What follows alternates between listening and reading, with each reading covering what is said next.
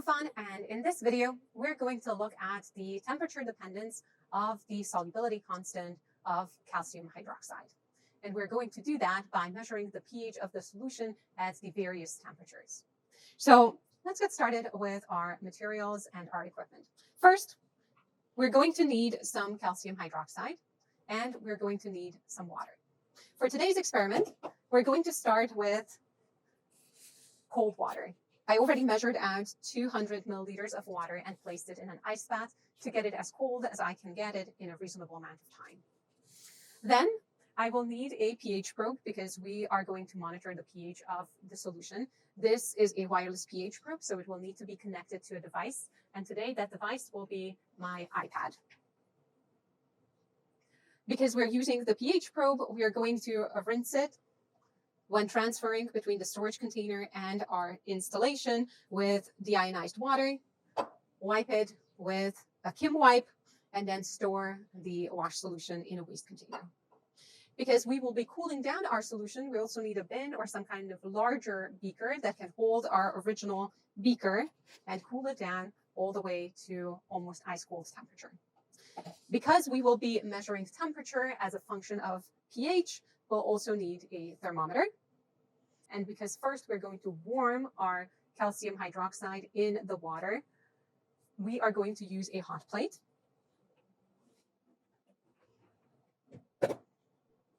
And then to keep the solution constantly stirring, we already added a magnetic stir bar to it.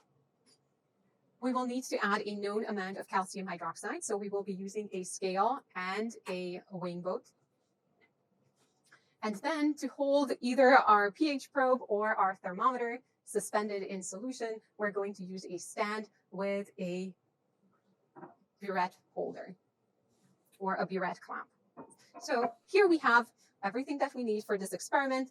Let's get started with measuring our calcium hydroxide first. We take our scale, turn it on, place our weighing boat on top, tear it, and then we measure 1 gram of our calcium hydroxide.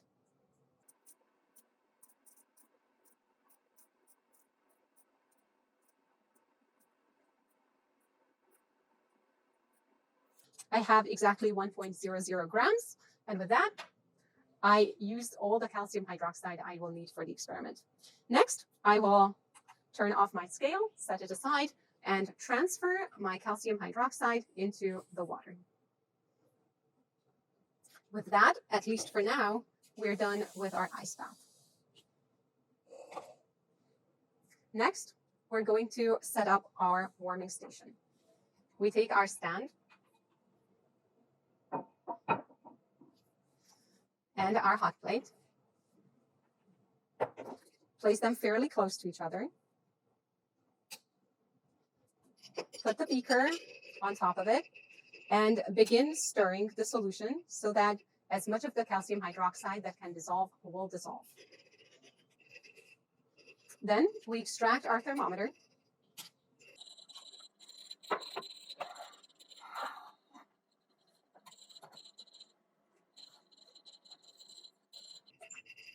Place it in the burette clamp and lower it so that the bulb is completely submerged in the solution.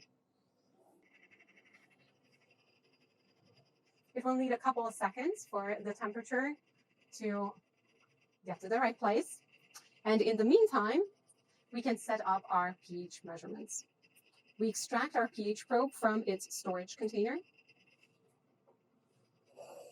rinse it thoroughly with lots of deionized water,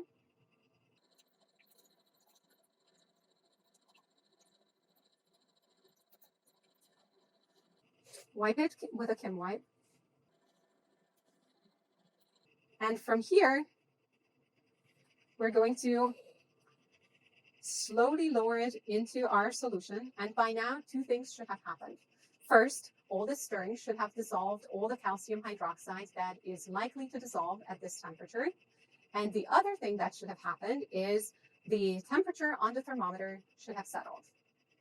The temperature, which will be our starting temperature for today, is 11.2 degrees Celsius. And the pH associated with this temperature is 11.92. And it is increasing still. So we will wait until the pH no longer changes before we commit to writing it down in our notebooks.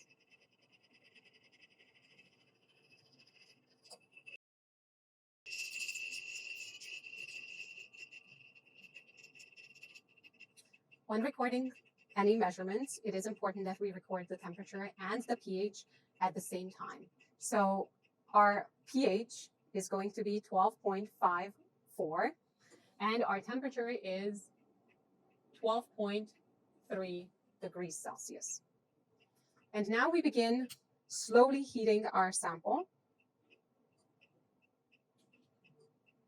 And then we will be recording the temperature and the pH at approximately every 3 to 4 degrees Celsius.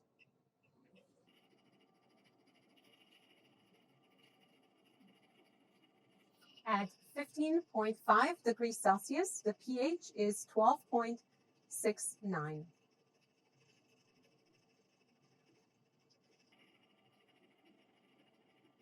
At a temperature of 18.3 degrees Celsius, the pH is 12.68.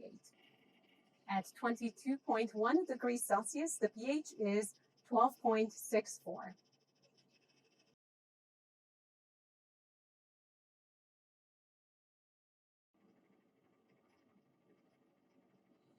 At 62 degrees Celsius, 62.0 degrees Celsius, the pH is 12.09. I will stop my experiment here with the heating portion, and I will switch over to the cooling portion. I would like to record the same measurements again, but now instead of heating my water, I will be cooling it. I will rinse my pH probe and transfer it into the storage container until I set up for the cooling portion. At 60 degrees Celsius, the solution is quite warm. It is the equivalent of hot water from your tap. Work carefully because it's still a hot piece of glass. Because this hot plate is very hot at the moment, I will be switching to a different hot plate. If you're working with only one hot plate, give yourself time for this hot plate to completely cool off before you place any plastic or other ice-containing container on top of it.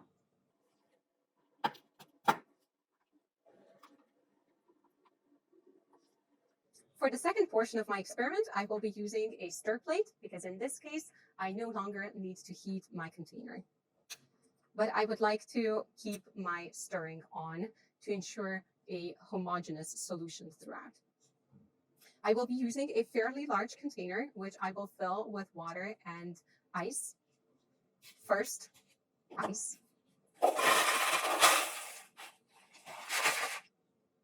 And then water. It doesn't have to be very much water, just enough to allow the ice to move around easily.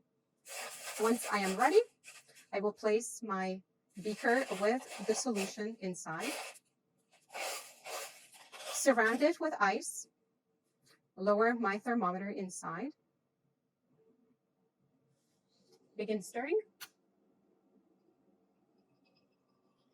and prepare my pH probe rapidly for my measurements.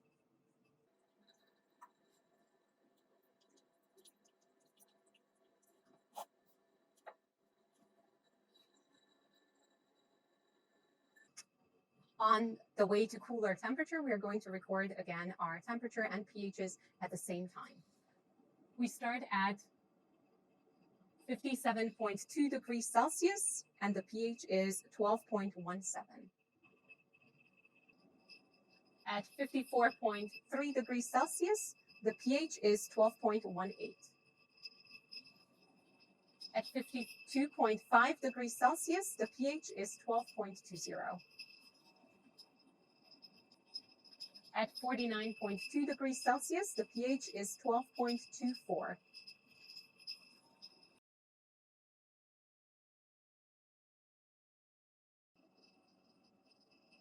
At 24.0 degrees Celsius, the pH is 12.66. We may continue these measurements until our solution cools down as cold as it can get, and at that point, you can stop your measurements. Should you want to, you may heat it up once again from that very cold temperature all the way to your hottest temperature of your measurement, and then record a duplicate data set to ensure that your numbers are consistent between two measurements. And when you are done, don't forget to neutralize your calcium hydroxide solution before discarding it down the drain.